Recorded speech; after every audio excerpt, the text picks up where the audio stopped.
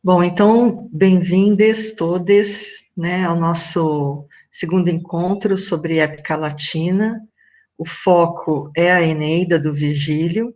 A gente já começou as discussões no encontro anterior, de uma semana atrás, quando eu levantei uma série de tópicos, né? A gente fez uma rapidíssima introdução a respeito dos precedentes, digamos assim, da épica antiga, falamos de Homero, de uma matriz narrativa heróica homérica, mencionamos muito brevemente antepassados latinos de Virgílio, e levantamos tópicos que eu pedi que vocês tivessem sempre em mente para as nossas discussões.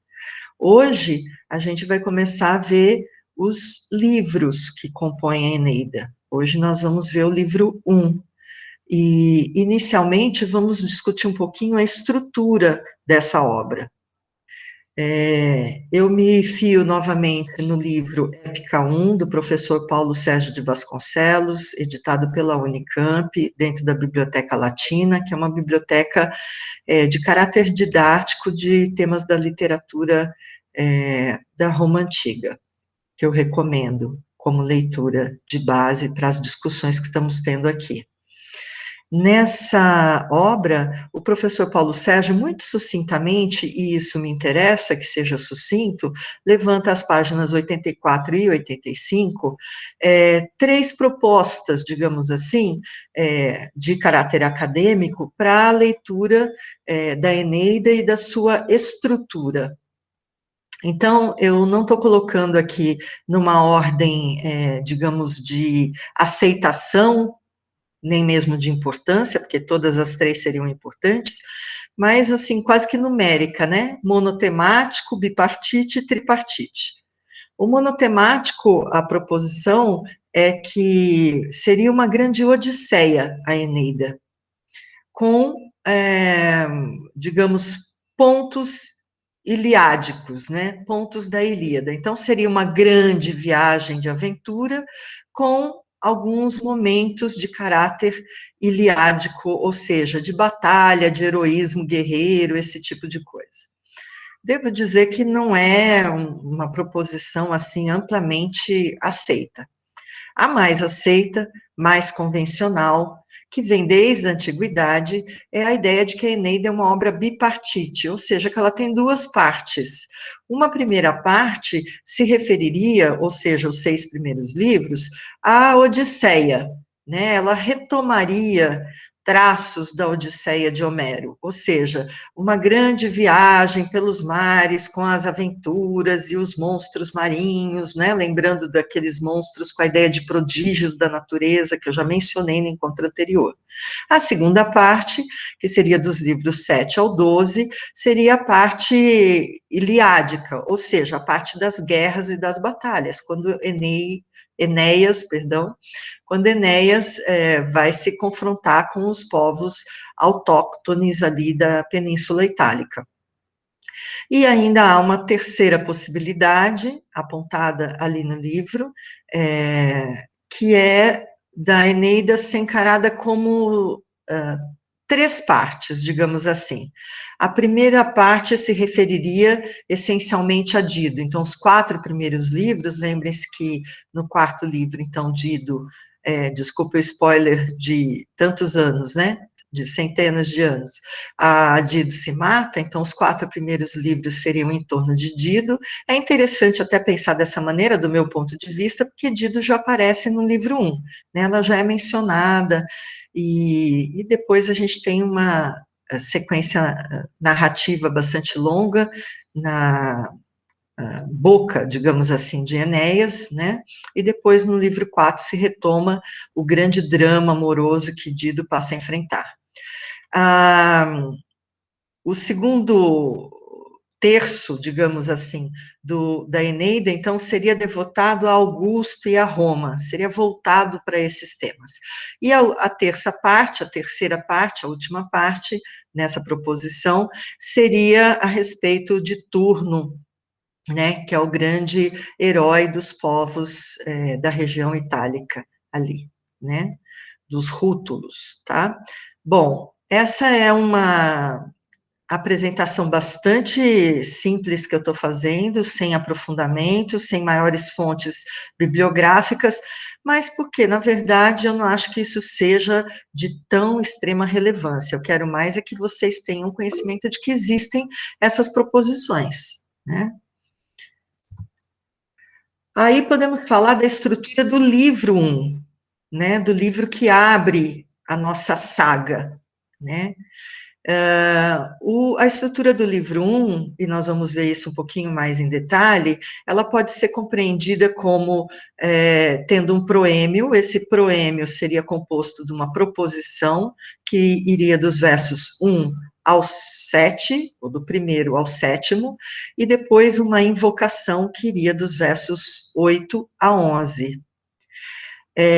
Na sequência, antes de entrarmos propriamente na narrativa, naquela ideia de in medias res, no meio dos acontecimentos, entre os versos 12 e 33, a gente teria alguma coisa como uma exposição de motivos, uma exposição de causas, que responderia a perguntas que aparecem na invocação.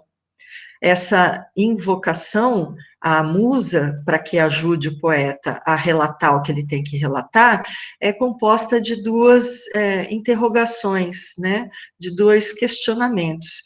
E na sequência, antes que a gente se encontre efetivamente na narrativa, vem uma explicação de causas para aquele transtorno, né, aquelas agruras por que passa Enéas e seus companheiros de viagem.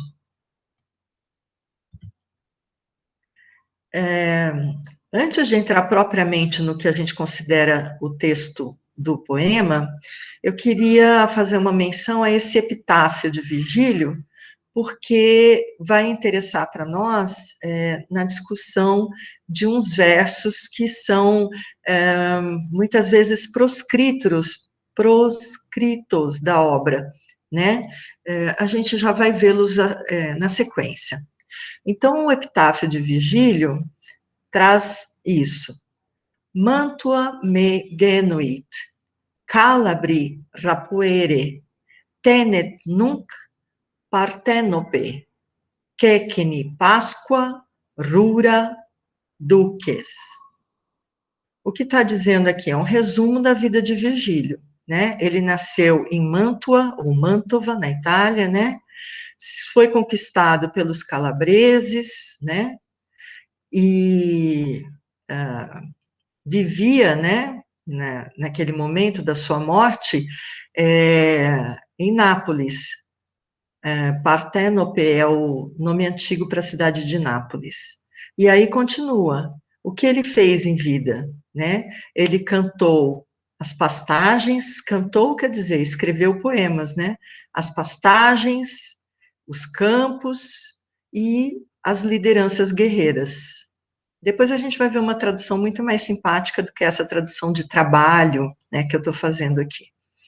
Mas por que me interessa destacar isso, já que eu falei que eu não faço uma leitura biografista da obra, né? É porque ela tem uma correlação direta com esses tais versos que antecipariam, né, que viriam antes do proêmio, tal qual eu apresentei para vocês agora há pouco os versos, 1 a 7, 8 a 11. O professor João Ângelo Oliva Neto, na introdução que ele faz, ou melhor ainda, nas notas de rodapé que ele coloca, fazendo comentários à edição da editora 34 da Eneida, na tradução do Carlos Alberto Nunes, ele faz um comentário a respeito desses versos, e eu vou fazer uma leitura aqui, né? Ele diz: os 4 versos assinalados em itálico, na obra que eu acabei de mencionar, foram conservados pelos gramáticos Donato e Sérvio do século IV, depois de Cristo, né? Autênticos, mas supostamente supérfluos, teriam sido eliminados dos códices. A tradução constava nos originais do tradutor, ele está se referindo ao Carlos Alberto Nunes, mas foi suprimida das edições de 1981 e 1983.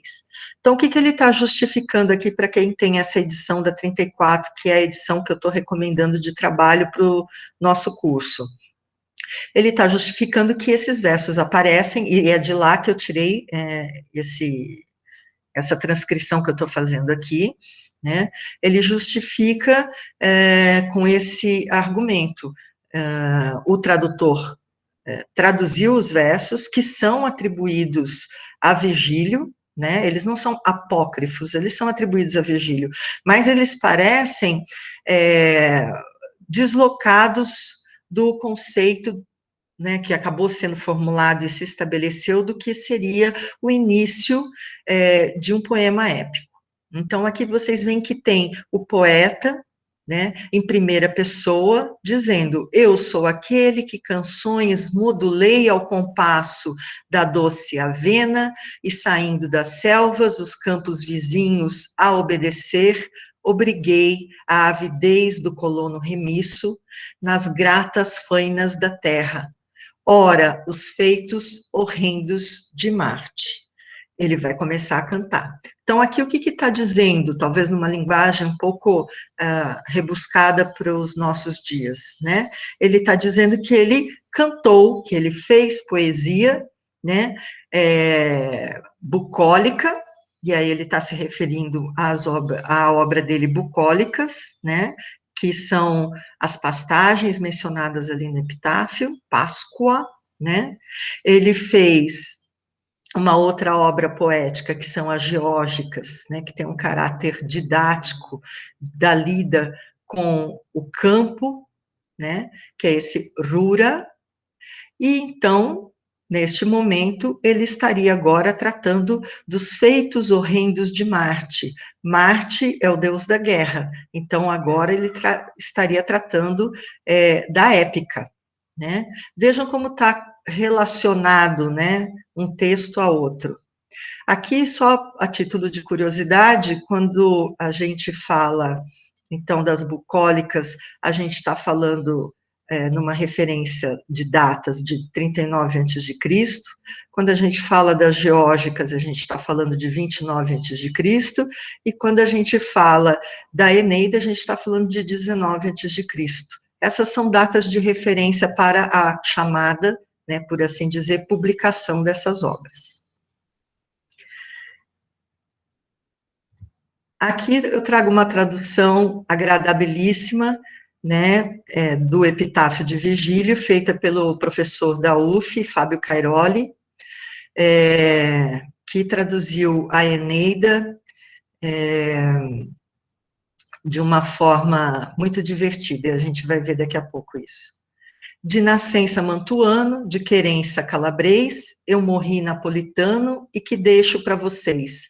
Canto o campo, o camponês e as vitórias do troiano.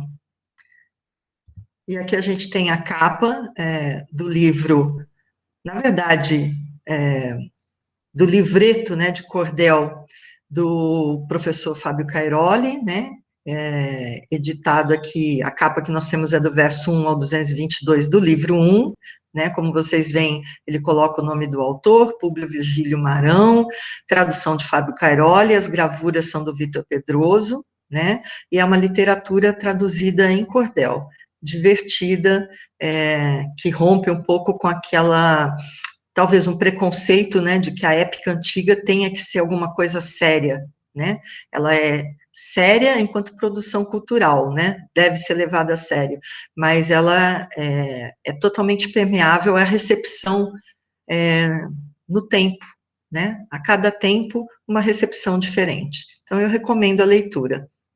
Mas, eu queria fazer uma observação.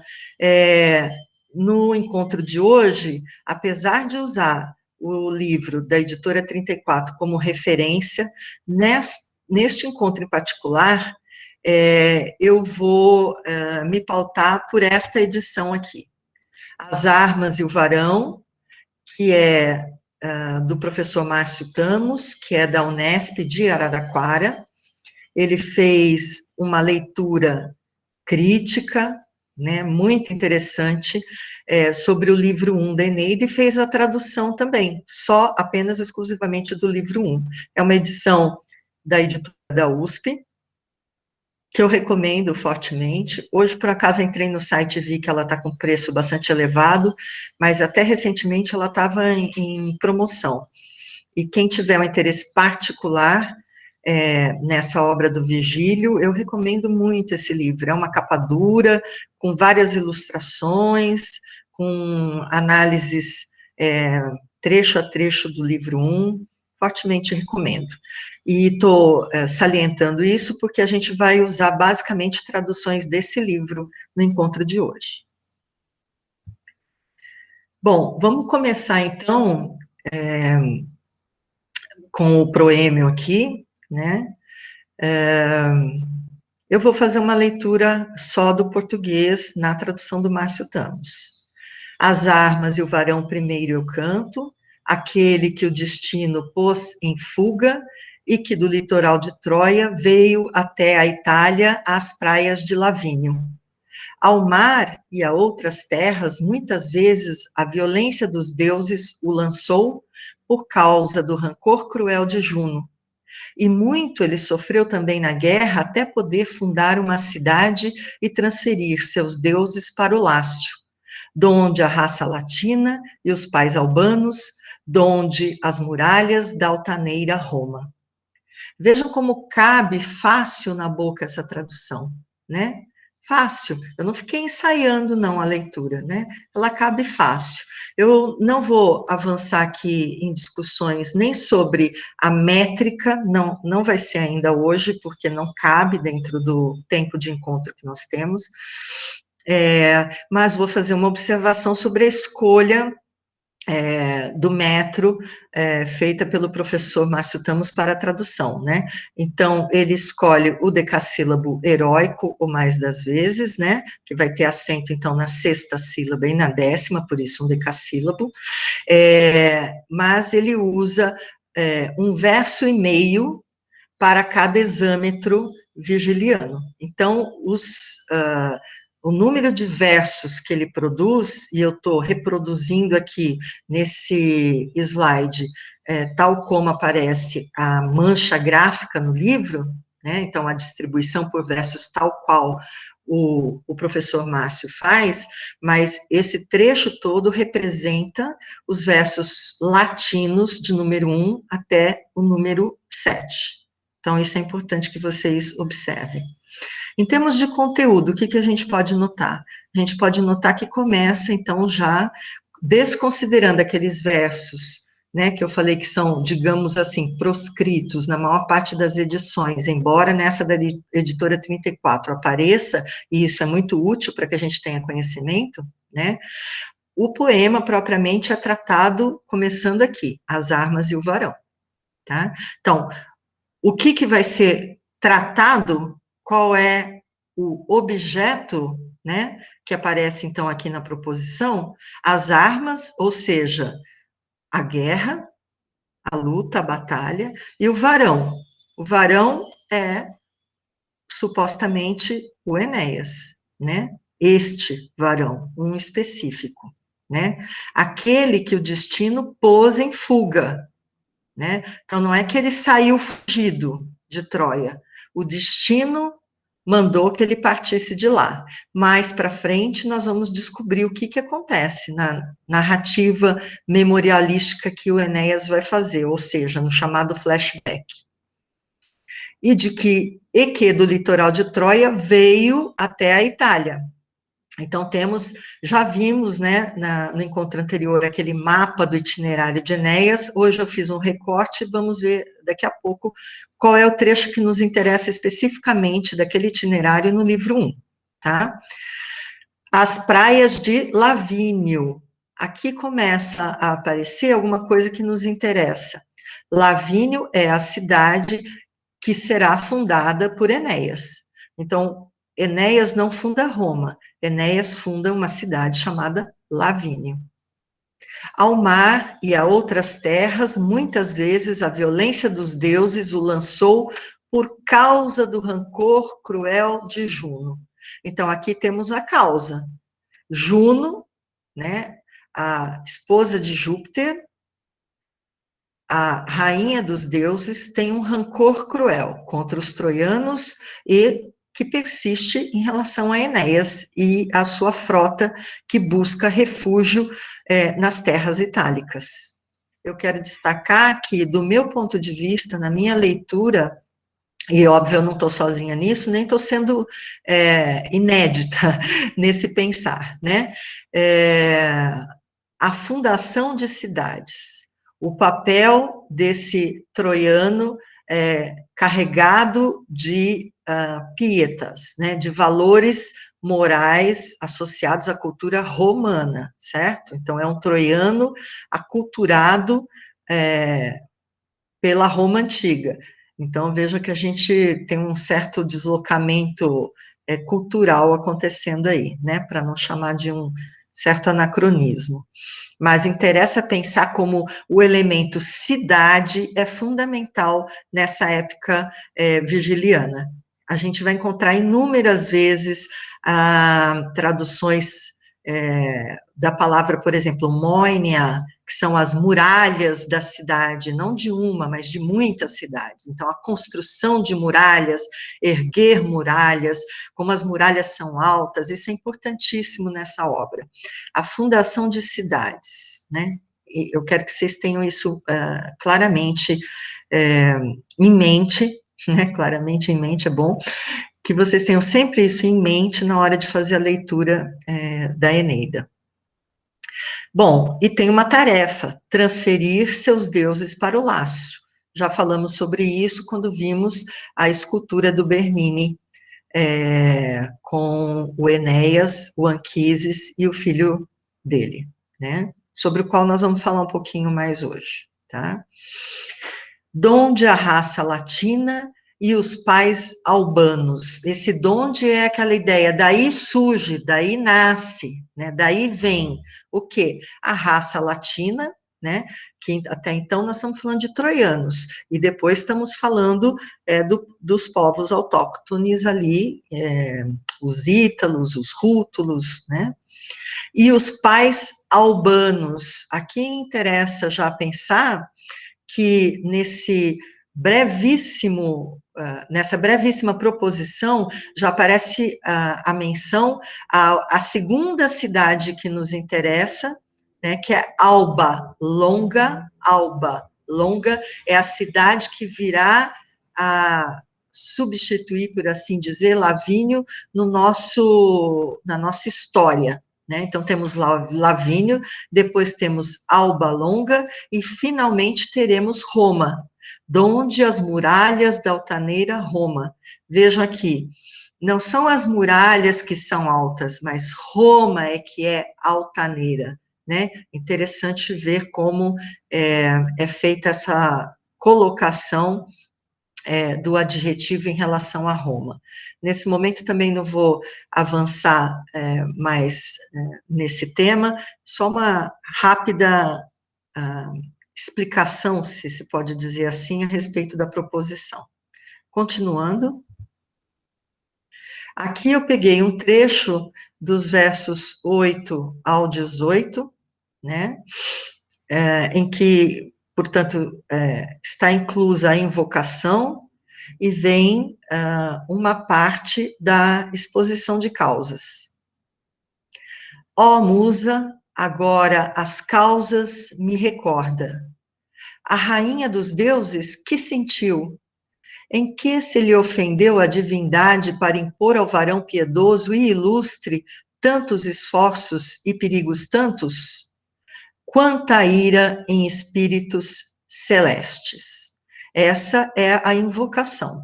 Então, vejam que as interrogativas indiretas que aparecem em latim estão transformadas aqui em interrogativas com marca, né, do ponto de interrogação, e então se vê que é uma invocação à musa que deixa questionamentos, não é só um pedido. Agora, as causas me recordam, e aí ele estimula. O que foi que sensibilizou tanto a rainha dos deuses? Juno, né? Como essa divindade foi ofendida a ponto de causar a esse varão, ó a qualidade do varão, né, piedoso e ilustre, tantos esforços, tantos perigos. E aí se admira o eu poético aqui, dizendo, nossa, quanta ira carregam esses deuses, né?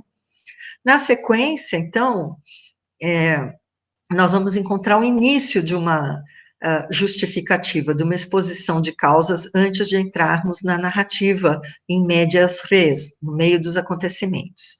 Então, começa falando de uma cidade antiga. Lembram-se? Acabei de falar da importância da cidade nesse poema, né? Cidade antiga, de colonos tírios, longe da foz do Tibre e oposta à Itália, era Cartago, rica e belicosa. Então, está apresentando a cidade de Cartago, né, onde vai se iniciar, inclusive, digamos assim, o nó, né, narrativo do que constitui a Eneida em boa parte, né, que é o contato com a cidade de Cartago, com os púnicos, com a rainha fenícia, Dido, que ganha tanta relevância, principalmente na primeira metade da Eneida, né? A qualquer outra, Juno a preferia, até a própria Samos, é o que dizem. Então, Juno preferia a cidade de Cartago a qualquer outra, inclusive a cidade de Samos, que a cultuava. Ali, as armas tinha e tinha o carro, ou seja, equipamentos da rainha, da deusa, da rainha dos deuses, né? A deusa esforços já não poupa e quer, se a sorte consentir, torná-la imensa. Então, a deusa Juno fará tudo o que for possível, tudo o que tiver ao alcance dela para transformar Cartago numa grande cidade, para que ela seja imensa. Nesse momento, nós ainda estamos falando de uma Cartago que está em construção, que está sendo erigida sob o comando, as ordens de uma rainha, que é Dido. Aqui, eu tentei colocar um resumo, uma síntese do livro 1. Eu vou fazer a leitura só para que a gente possa estar na mesma frequência, né? E visto que é um texto, realmente, que eu coloquei aqui, não simplesmente aqueles bullet points, só os itens, né, importantes. Então, a partir do verso 34, começa a narrativa em meio aos acontecimentos. Então, aqui a gente vai encontrar Enéas em alto mar, tendo deixado a Sicília. A frota troiana é assolada por uma tempestade incitada por Éolo, o senhor dos ventos, amando de quem? Da deusa Juno, irada por saber que a adorada Cartago será um dia destruída pelos descendentes dos troianos. Então, no trecho que eu omiti, em relação ao slide anterior, né, tem vários versos que eu não fiquei reproduzindo, senão vamos ler o livro todo aqui, a deusa Juno se refere a esse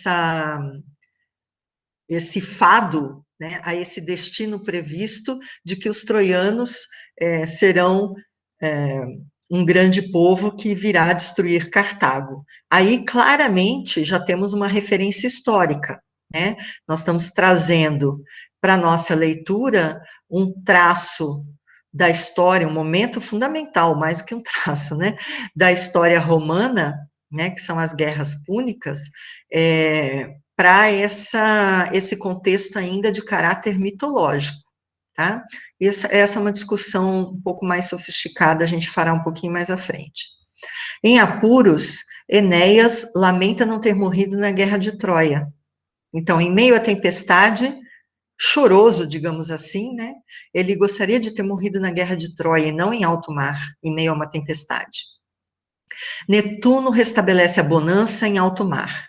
Enéas e os 7 navios restantes dos 20 que partiram de Troia atracam na terra mais próxima, Cartago, na costa africana. Então, a gente vai dar uma olhadinha no mapa e vai ver onde é que eles se encontravam ali e como a terra que parece, à vista, né, como dizem os marinheiros, é Cartago, na costa africana, e eles vão para lá. Vênus, a mãe de Enéas, né, deusa do amor, né, queixa-se a Júpiter, o pai dos deuses, né, das agruras que o filho dela, portanto Enéas, sofre.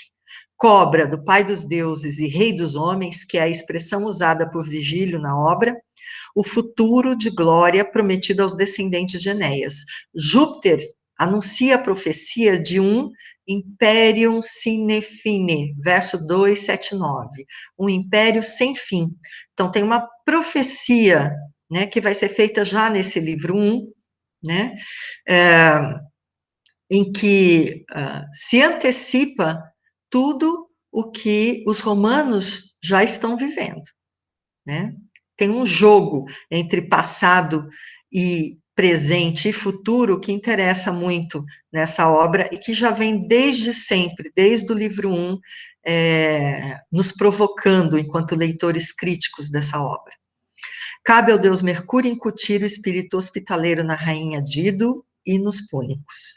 Enéas faz o reconhecimento do lugar onde atracou, ou seja, ali na costa africana, caça e ceia com os sobreviventes, lamentando a perda dos demais companheiros, né?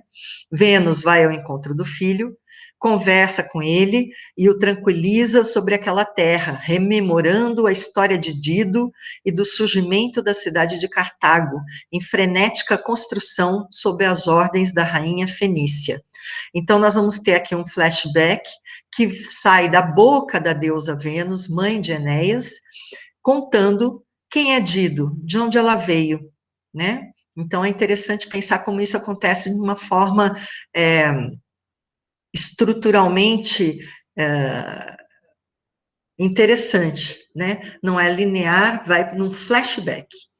Sem revelar sua identidade, Vênus envolve Enéas e seus companheiros numa névoa que os protege até alcançarem o templo de Juno, já lá na cidade de Cartago, num bosque dentro da cidade, onde o filho se maravilha com as pinturas sobre a guerra de Troia. Aqui temos, então, a ocorrência da écfrase, sobre a qual eu falei muito brevemente no encontro passado.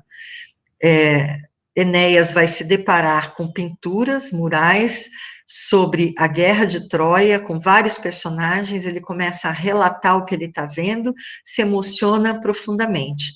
Isso é écfrase, e essa é uma das mais famosas da literatura da antiguidade.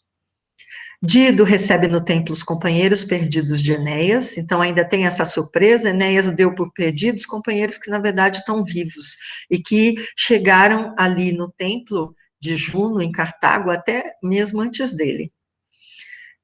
Dido dá asilo a esses companheiros perdidos de Enéas, ansiando conhecer também o líder troiano, que então, que estava envolto em névoa, se revela majestoso à rainha e faz um discurso de hóspede grato e fiel.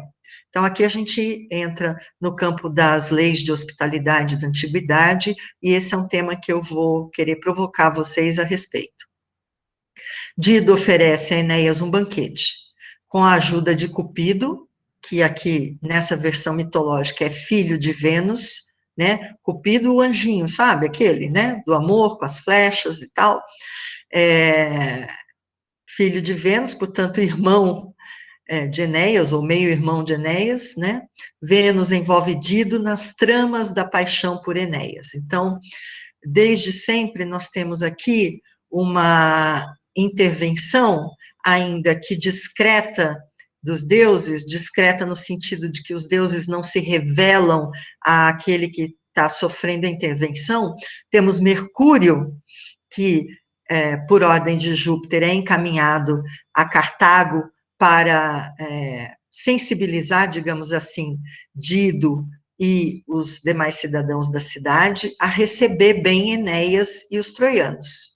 E mais do que isso, Vênus ainda é intranquila com essa situação, porque afinal Cartago é uma cidade que venera Juno, inimiga de Enéas, então Vênus ainda é intranquila com esse tema, com essa situação, pede ao seu filho Cupido que atue para garantir o enamoramento de Dido por Enéas. Enéas, quando se revela majestoso, tem também as benesses de sua mãe, né, como conta o poema. Aqui, então, a gente tem o mapa do itinerário, e eu fiz um recorte apenas desse trecho, né? A gente encontra, nesse momento, então, a referência à saída, à saída de Enéas e sua frota da Sicília, certo? Então, ele tinha passado pelo Etna, e aqui, essa outra localização aqui, Drépano, e daqui, supostamente, ele está aqui em algum momento tentando chegar, né, ou a esse outro ponto da Sicília, ou, aparentemente, pelo que está relatado, a essa parte aqui já, digamos, da península, né, itálica, e não mais a ilha da Sicília, quando acontece a tal tempestade invocada por Juno, na verdade, motivada por Juno, né, junto a Éolo, que é o senhor dos ventos, que vai soltar todos os ventos. Então, o que nós vamos encontrar aqui é que, perdidos aqui no Mar Tirreno, em meio à tempestade, acaba que eles vão parar em Cartago, porque essa é a terra mais próxima que eles conseguem encontrar. Aqui eu, então, demarquei Cartago. Bom, uma das questões que eu tinha levantado também no encontro anterior, e que aqui eu exemplifico amplamente, é sobre o caráter, digamos assim, dramático, no sentido de teatral, que a gente encontra nas épicas. E na época de Virgílio, é bastante demarcado isso. Né? Se a gente pegar o livro 1, eu me dei ao trabalho de fazer isso, vamos encontrar várias ocorrências de discurso direto, as chamadas aspas. Veja o repertório de personagens que a quem é atribuído o direito de fala direta, de um discurso direto, né? Então, o narrador, né, esse personagem onisciente dos acontecimentos, que, vez por outra, se manifesta, né, fazendo um ou outro comentário, ele atribui a fala a Juno, a deusa, né, logo entre os versos 37 e 49, depois se estabelece um diálogo entre Juno e Éolo, quando eu coloco diálogo assim, é porque eu estou considerando toda a passagem, né, não estou recortando cada fala de cada um, tá? Então, às vezes vai aparecer uma informação narrativa do tipo, e Éolo reagiu dessa maneira, né, e fulano disse tal coisa, mas está tudo englobado nesses excertos aí que eu fiz. A primeira fala de Enéas, por exemplo, aparece entre os versos 94 e 101. A gente tem também Netuno falando. A gente tem, bom, Enéas de novo, mas a gente tem a deusa Vênus, depois temos Júpiter, depois vai haver um diálogo entre Vênus e Enéas, depois tem um verso único de Enéas, mas que está entre aspas. Depois temos o companheiro de viagem de Enéas, Ilioneu, com uma fala bastante... Ah, não, essa é até longa. O Ilioneu é o que faz uma fala longa, inclusive, apelando para ser recebido, ele e os seus companheiros, né, perdidos de Enéas que estão nesse momento, serem recebidos por Dido em Cartago. Dido reage, responde, mas não é propriamente um diálogo, então eu separei. Depois temos uma fala aqui, sim, breve, de outro companheiro de Enéas, esse está acompanhado de Enéas, envolto na névoa, né, que os leva até Cartago em segurança, antes que ele se revele. Acates faz um comentário com Enéas, então, reage, né, assim, é revelado, né, depois que se dissolve aquela névoa, e faz uma fala longa, né, à qual Dido responde.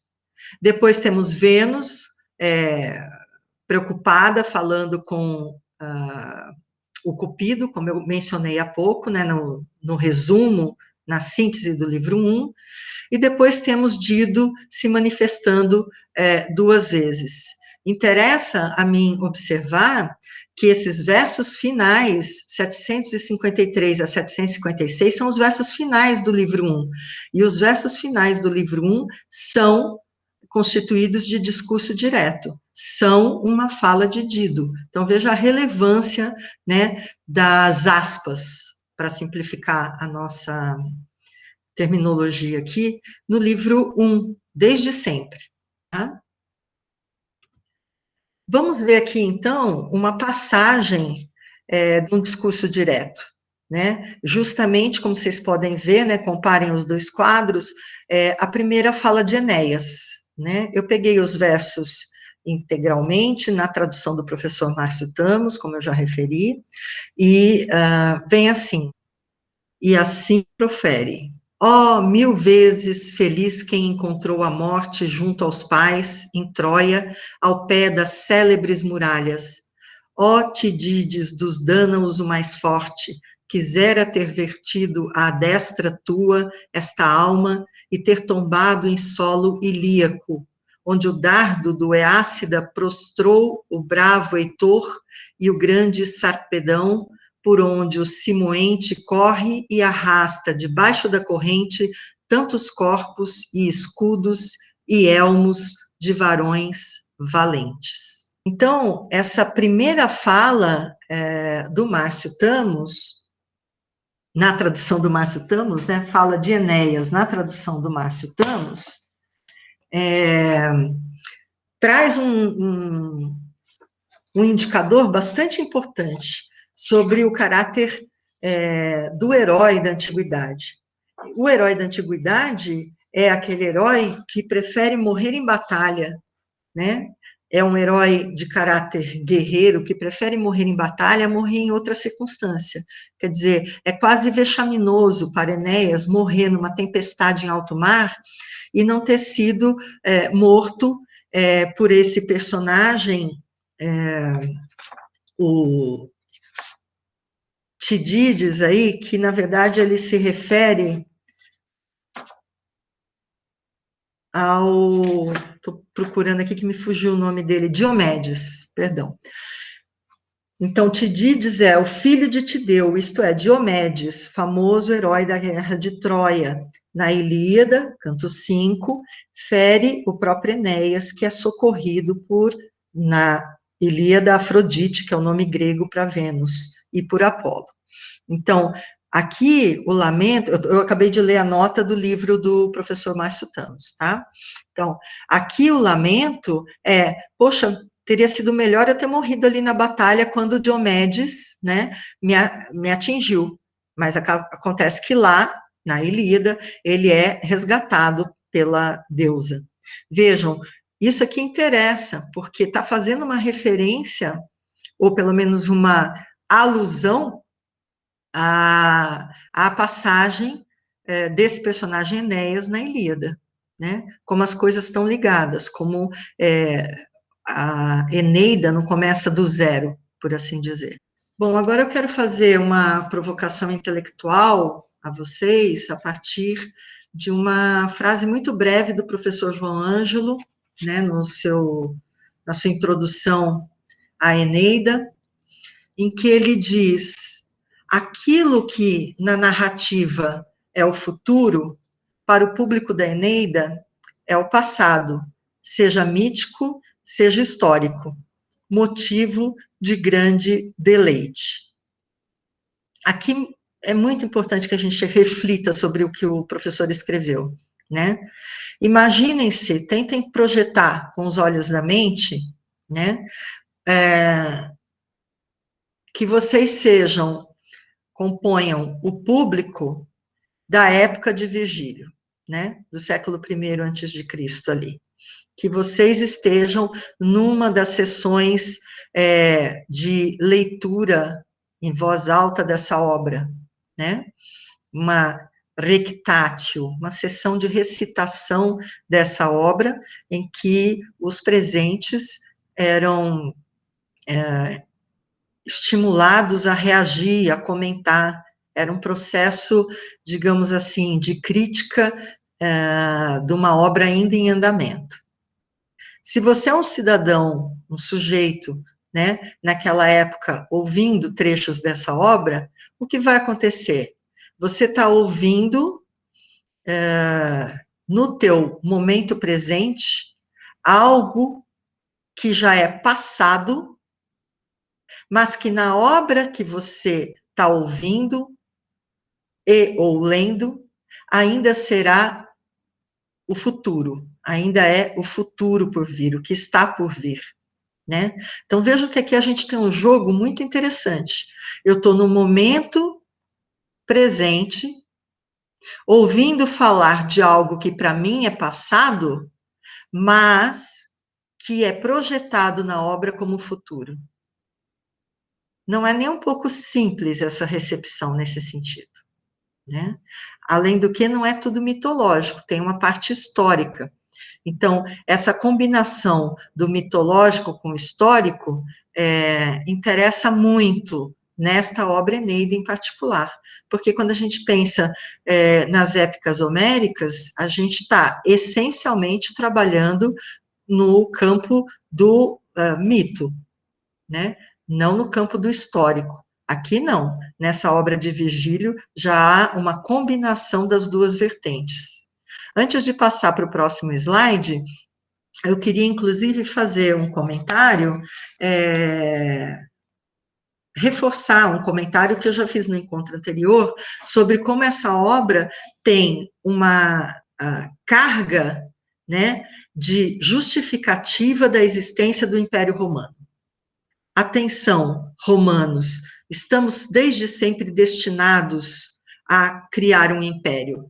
Essa é a ideia, né?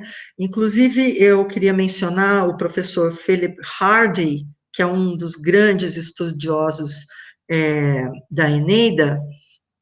Depois a gente coloca alguma referência bibliográfica no canal do YouTube, quando for publicado lá, e eu passo para vocês mais alguma coisa. Mas ele escreve essencialmente em inglês. Eu já traduzi um artigo dele uma vez para o português, para a USP, mas ele escreve essencialmente em inglês, então eu não estou trazendo um repertório bibliográfico de língua estrangeira para vocês, porque temos bastante produção em português também. No entanto, eu queria destacar como esse grande especialista, notório conhecedor da obra virgiliana, como ele trata a Eneida como um documento central, fundamental, né, para a autoconsciência, né, para a consciência dos romanos enquanto imperialistas, né, enquanto um povo que tem essa injunção junto ao mundo como imperialistas, eles são um império, né. Ele diz ainda que quando os fatos na Eneida são revelados, eles se justificam não por qualquer outra coisa,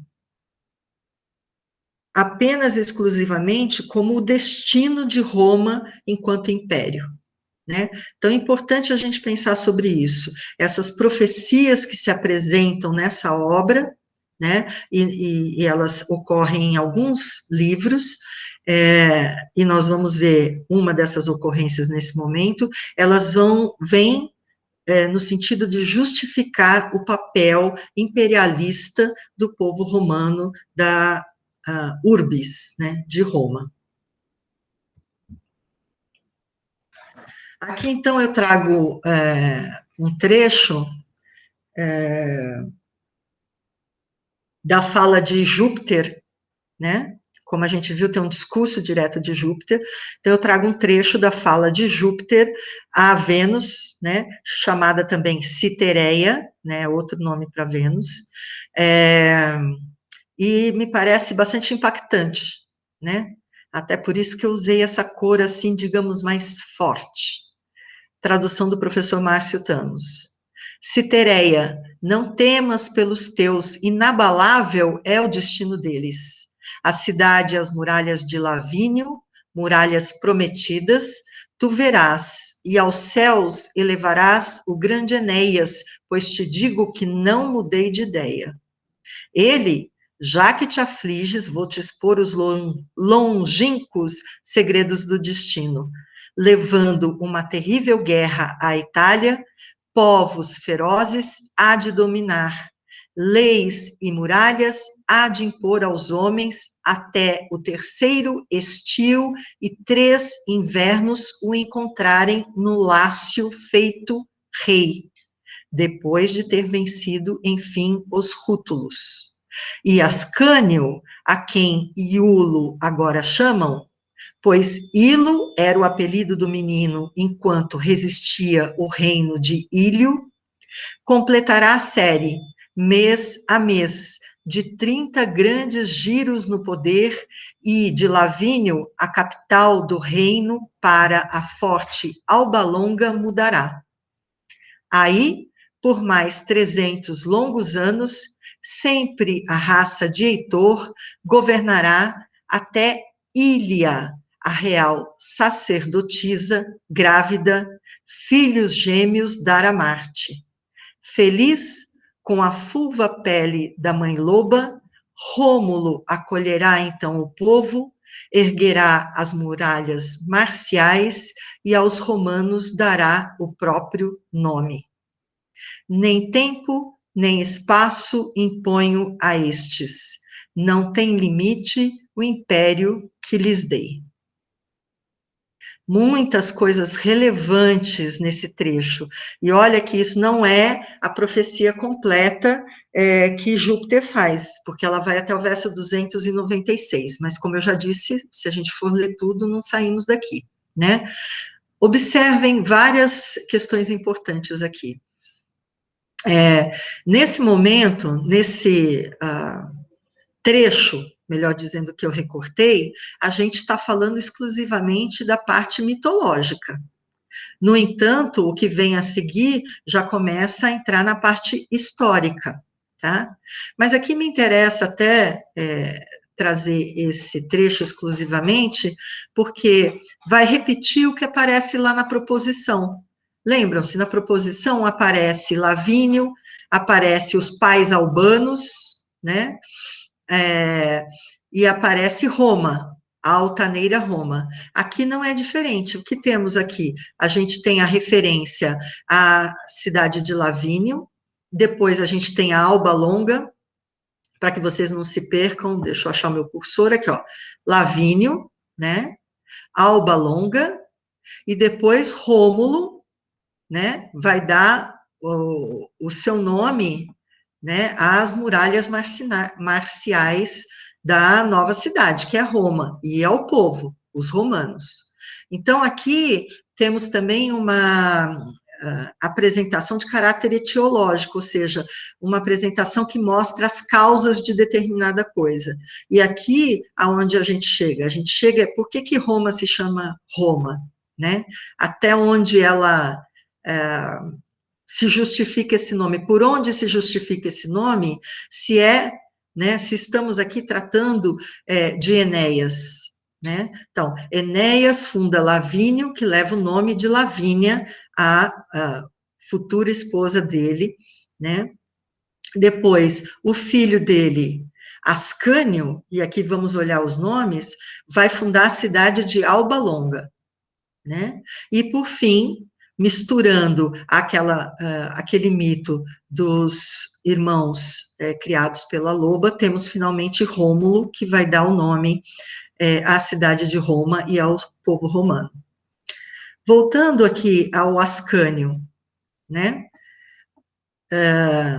Talvez vocês se lembrem que no encontro passado eu falei Ilo, né? O pequeno filho de Enéas, Ilo. Mas Ilo é também Iulo e é também Ascânio.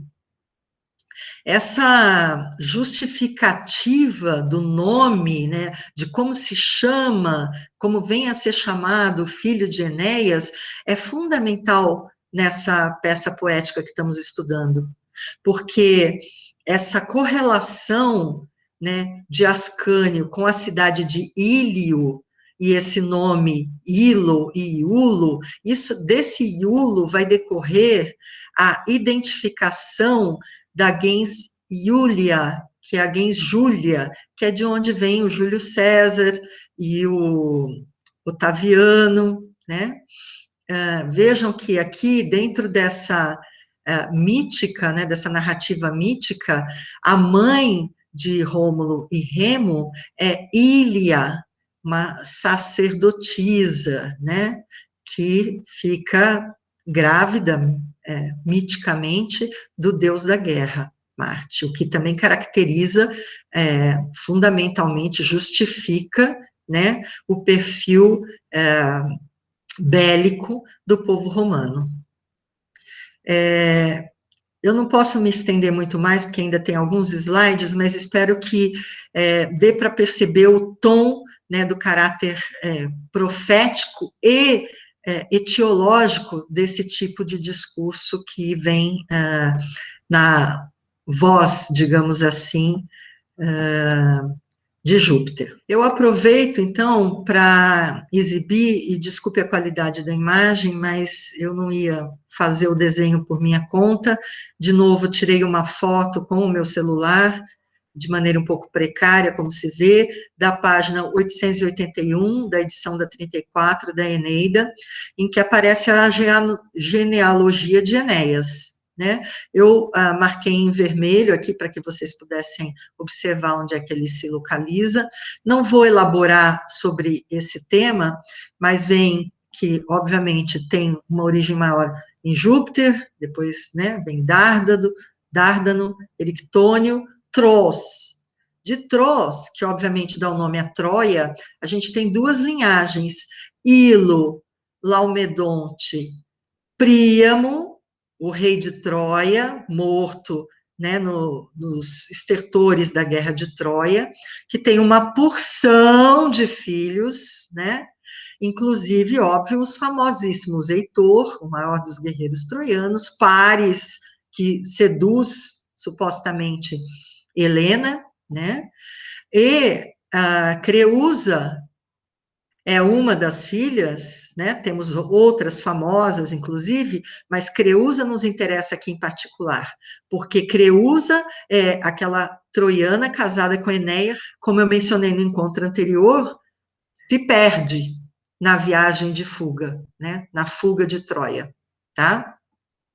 O que vamos ter, então, aqui, é que nessa outra linhagem de Tros, temos a Sáraco, Capis, Anquises, que é o pai humano de Enéas, com Afrodite barra Vênus, né, que é a entidade divina, que é mãe de Enéas. Então, aqui temos um humano com uma divindade, certo? Enéas, com Creusa, tem Ascânio, ou Iulo, ou Ilo, como acabamos de ver, e com Lavínia vai gerar Silvio, certo? Bom, também falei no encontro passado sobre símiles, como esse dispositivo do símile, algumas pessoas usam a palavra no feminino, a símile, estão dicionarizadas as duas formas, eu estou acostumada a usar no masculino, e assim vou continuar, tá? Eu vou fazer referência aqui, rapidamente, a dois símiles, porque eles me interessam em particular. Eu comentei no encontro passado sobre a associação entre humanos e animais, entre ações humanas e comportamento animal, sobre cenas da natureza, né, que são comparáveis a eventos humanos, né. Importa pensar, por exemplo, nesse livro 1, e aqui não está mencionado, mas vou falar aqui só oralmente, né, não está exposto aqui no slide, a cena do alvoroço na construção de Cartago, como ela é associada à agitação de uma colmeia, das abelhas, que estão sempre para lá e para cá. A gente pensaria também em nós, num formigueiro, né? A gente observa o formigueiro, como ele se movimenta para lá e para cá. Esse é o símile mais convencional, digamos, né? Associar ações humanas a eventos da natureza, a ocorrências da natureza. Aqui eu vou me focar, e pego um apoio aqui no professor Paulo Sérgio de Vasconcelos novamente, nesses dois símiles que eu me refiro aqui, aos versos, né, 148 a 156, por exemplo, de Netuno e de um varão, de um homem, né, não necessariamente Enéas, que vai fazer uma associação entre a tempestade, aquela tempestade que Netuno acalma, né, provocada, instigada mais do que tudo por Juno, e a sedição, ou seja, um tipo de rebelião, né, de revolta popular. Tá? E um outro símile, que acontece nos versos 498 a 504, em que temos uma comparação construída enquanto um símile entre Diana e Dido. E aí, dois temas eu destacaria, né? O porte da deusa e o porte da rainha. A liderança da deusa, que tem o seu séquito, e a liderança de Dido, que tem o dela. Então, são dois símiles em que o humano e o divino são comparáveis, né? O professor Paulo Sérgio diz, no plano divino, uma figura paternal serena as ondas, impondo a ordem aos elementos da natureza desencadeados pela ação da furiosa Juno. No plano humano, um homem de autoridade põe fim a uma sedição com suas palavras. Então, página 21 do livro, interessa bastante observar como funciona essa comparação feita por meio de símiles. Com essa referência, eu agora vou tentar trazer alguns momentos do livro 1, em que se caracteriza Dido, a rainha fenícia, que está construindo, liderando a construção de Cartago, e depois vamos ver alguma coisa sobre Enéas, algumas passagens do livro 1 que caracterizam Enéas. Então, eu tirei, por exemplo, essa passagem do verso 340, são fragmentos, às vezes versos inteiros, às vezes fragmentos, né? Porque senão eu teria que ficar explicando a narrativa e não me interessa isso nesse momento. Aqui, então, temos uma caracterização de Dido no verso 340. A primeira referência a Dido acontece no verso 299. Tá? Mas ali não elabora muito o perfil de Dido, né? Faz só uma referência de que a rainha fenícia precisa favorecer os fados, né? O destino. Então, ela não pode agir desconhecendo o que vai acontecer, por isso Mercúrio vai lá influenciá-la e ao povo fenício, né, os púnicos lá, para que recebam bem os troianos. A gente já comentou sobre isso. Aqui, sim, no verso 340, temos alguma coisa mais consistente, porque a gente tem essa formulação, imperium dido Tyria regit urbe profecta.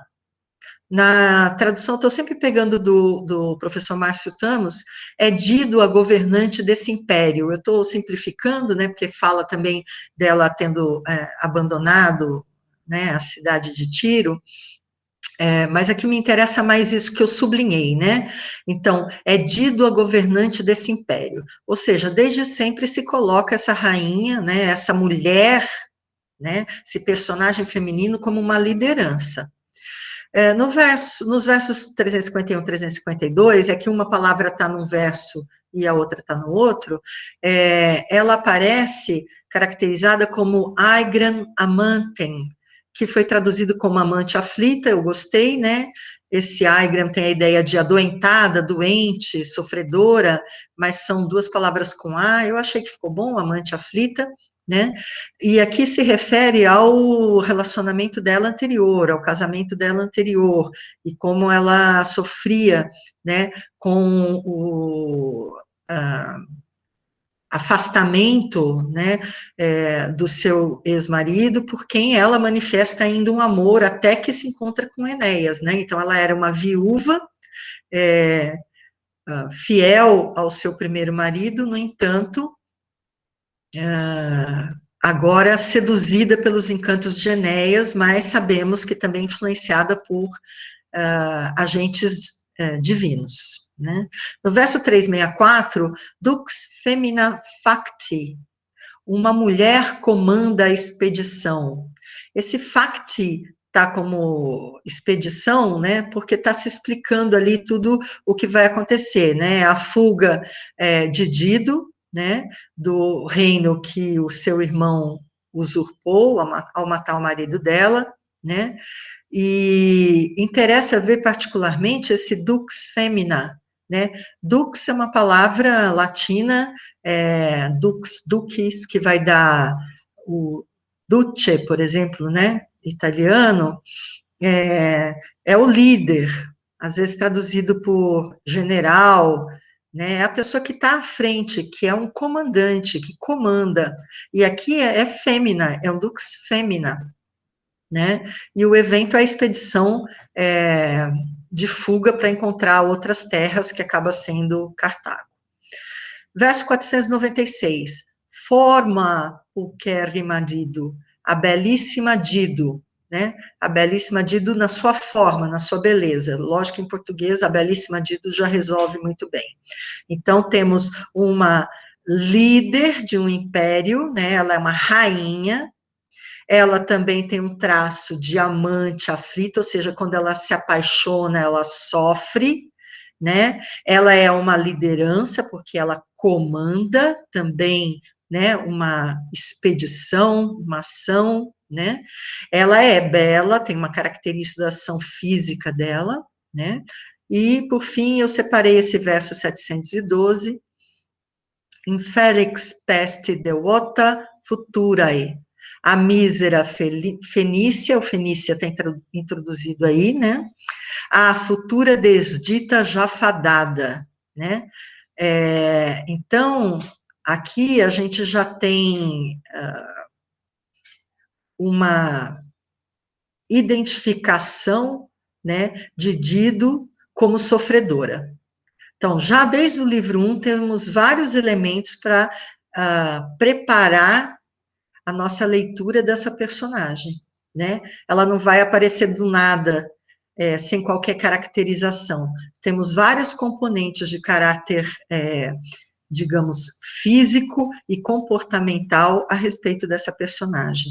A questão é, ela vai sendo construída com consistência ao longo da obra, né? Uma leitura crítica vai sempre nos levar a tentar observar isso, até que ponto tem uma certa consistência ou uma mudança de humor ou de comportamento. E, obviamente, não estou falando isso de graça, importa muito, né? Porque se ela está destinada a desdita, importa observar isso. Acelerando um pouquinho mais, vamos ao Enéas aqui. Referências a Enéas. Temos no verso 220, a primeira referência, se não me engano, ao Pio Enéas.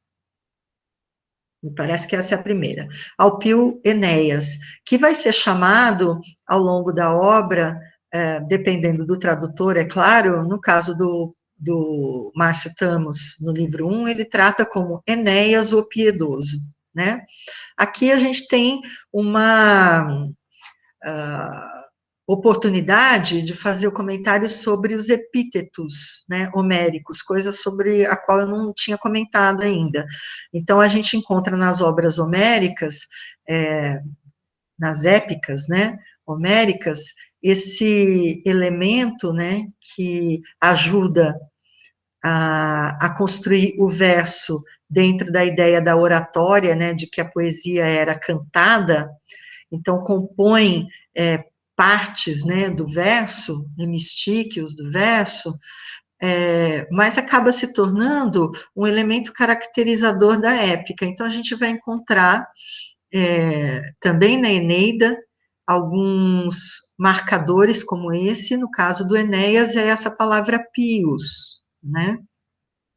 Enéas, o piedoso, que acontece também no verso 305.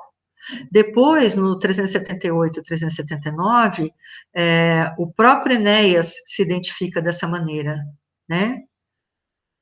Sum pius Aeneas, conhecido também no céu, né? Enéas, o piedoso, e sou no céu famoso. Versos 544, 545. Rex erat Aeneas nobis, quo illustior alter nec pietate fuit, nec bello maior et armis. Nosso rei era Enéas o piedoso, rex erat Aeneas nobis.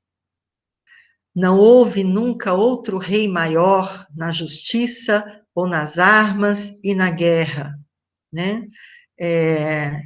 Esse pietate aqui está entrando como justiça, é a pietas, tá? Mas aqui na tradução do Márcio Tamos está entrando como justiça. Aqui é o Ilioneu, aquele companheiro do Enéas, que fala primeiro com Dido, antes mesmo de Enéas falar, né? Então, ele está fazendo um apelo para receber asilo em Cartago, né, para não serem hostilizados, e aí ele fala do Enéas, com esses qualificativos, né? De novo, da piedade, né, da pietas, e também como um guerreiro. Finalmente, os versos 588 e 89, restitit Aeneas claraque in luce refusit, os humerosque deus similis. Enéas aparece feito um deus, o busto resplendente em luz purpúrea. Então, aqui,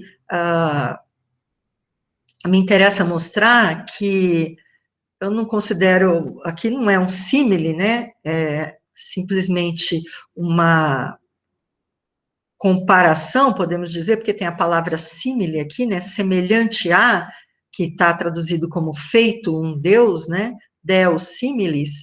Então, esse Enéas, né, que se revela ali depois da névoa que dispersa, quando ele vai falar com Dido, tem esse brilho, né, essa luz brilhante que um Deus carrega consigo. Então, observem aqui a caracterização dele sistematicamente como piedoso, mas também carregado dessa luz divina, né, que lhe foi outorgada pela mãe Vênus, claro, para esse encontro com Dido, né, para que pudesse parecer mais jovem e mais belo. Mas não vamos nos esquecer que na sua própria genealogia ele vem de um homem e de uma deusa, né? Então isso certamente o qualifica para ter esse tipo de atrativo, digamos assim. Esse aqui é o último slide, e eu quero deixar, então, uma provocação para vocês, né? Eu quero que vocês reflitam ao longo da leitura, partindo já desde o livro 1, mas ao longo da leitura dos próximos livros, sobre esse conceito do pérfidos hospes, o hóspede pérfido. Pérfido quer dizer que não mantém a fides, que não mantém a sua palavra. Essa é a ideia, né, da palavra pérfido etimologicamente falando, né? A fides é a confiança, é a palavra que vai dar, por exemplo, fidelidade, que vai dar fiduciário, né? Quando você deixa alguma coisa em confiança com alguém. E aqui ele é qualificado, não na obra do Virgílio, né? Mas Enéas, junto com, por exemplo, Teseu e Jasão, na mitologia antiga, eles são estudados por vários pesquisadores como esse personagem que traz essa característica, né, de um hóspede pérfido, de um hóspede que trai, que não é confiável, né? Aqui, obviamente, a gente vai ter pares também, ou Alexandre, como queiram chamar, no caso de Helena, né? Vamos tentar desenvolver esse pensamento ao longo das nossas leituras futuras. Eu deixo aqui como elementos para desenvolvermos esse raciocínio, duas passagens do livro 1. Nos versos 603 e 605, Enéas diz, num discurso bem maior, né? Se as divindades prezam os piedosos, se a moral e justiça têm valor, que os deuses recompensem teus favores. Ele está falando isso para quem? Ele está falando isso para Dido.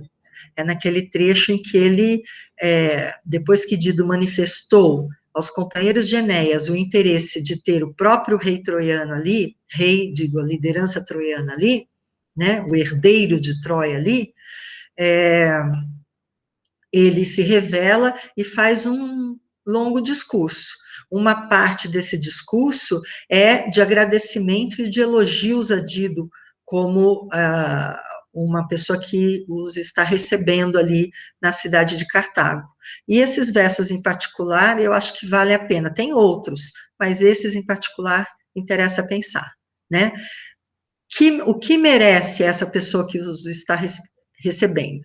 Que está dando a eles a hospedagem dentro das regras de hospitalidade da antiguidade, né? Ela deve receber os seus favores, né? A sua recompensa pelos favores, desculpe. Dido, mais para frente, ainda nesse trecho final do livro 1, vejam que já são os versos 731, 733, esses versos a que eu estou me referindo são os versos latinos, como eu expliquei antes, né, os versos latinos, tá?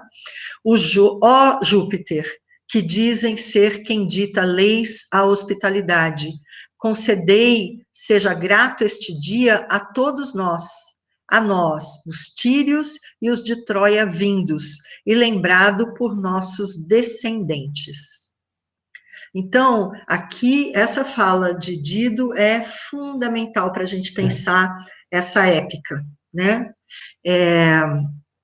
Essa memória desse encontro entre Enéas e Dido deve ser perpetuada pela história de um povo e de outro povo. E sabemos que ela será perpetuada pela história do povo romano a partir da própria Eneida, que Virgílio escreve, e que é, em determinado momento, nesse momento inicial, uma justificativa para as guerras púnicas, né, que foram extensivas, né, duraram do século III ao século II antes de Cristo, até que fosse derrotada Cartago, né, e temos aquela e temos aquela frase famosa, né, Cartago delenda est, né, Cartago deve ser destruída, frase de Catão, o Velho, né? Então, era uma obsessão que fosse derrotada essa cidade. Esse encontro, que tem um caráter mítico, porque há uma incompatibilidade entre o surgimento da cidade de Cartago e o fim da Guerra de Troia, né? Mas esse encontro forçado, digamos assim, desses dois momentos, né? míticos, mas que têm uma justificativa histórica dentro da memória dos romanos, parte de uma relação de hospitalidade que começa muito bem, ainda que influenciada pelos deuses. Mas até onde ela vai? Até que ponto isso se desfaz? É isso que nós vamos ver nos próximos livros, né? Nos livros 2, 3 e 4, um a cada semana. E com isso eu encerro esse nosso encontro. Espero vê-los nos seguintes.